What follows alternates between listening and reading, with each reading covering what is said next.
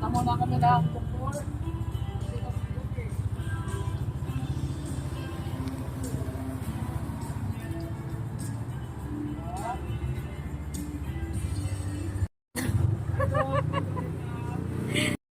Ikaw po kayo si Yoke.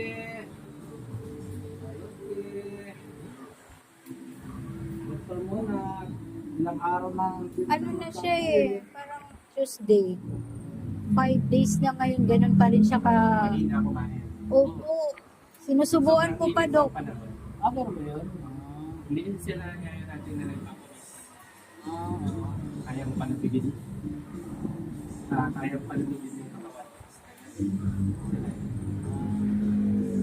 Nakalayas na kami sa ilan. Gusto niya, sa'yo na kayo nagpagpag na.